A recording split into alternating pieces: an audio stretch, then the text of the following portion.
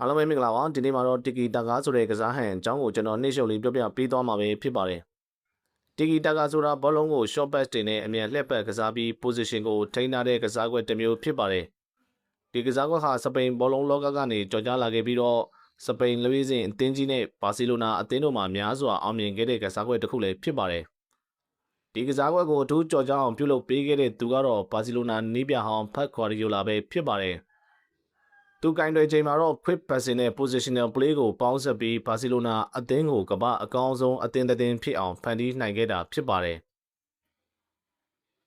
တီကီတာကာဟာ short pass တွေကိုအမြန်ပေးကစားတယ်။ one tap two tap passing တွေကိုအဓိကအသုံးပြုတယ်။ဘောလုံးမရှိတဲ့ကစားသမားတွေကခွင်းထဲမှာနေရာလွတ်တွေရှာပြီးအမြဲတမ်းလှုပ်ရှားနေရပါတယ်။ position ကိုထိန်းထားပြီးတစ်ဖက် goal area တွေကိုထိုးပေါက်ဝင်ရောက်ပြီး goal သွင်းရတဲ့ကစားကွက်တစ်ခုဖြစ်ပါတယ်။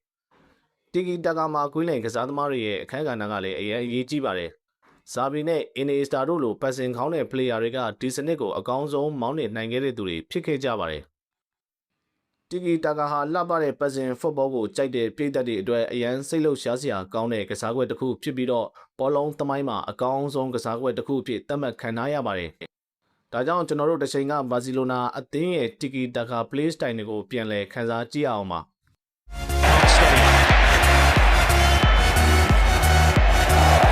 Bernabéu, recibió de Arturo Vidal, toca Vidal, nuevamente a un solo toque el chileno, pelota para Semedo.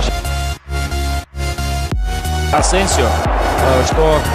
Тер Стеген просто проводил этот alternative plan, que anima, que es lo que necesita el equipo. Juga la pelota Pedro para Iniesta, nuevamente. Xavi, Messi.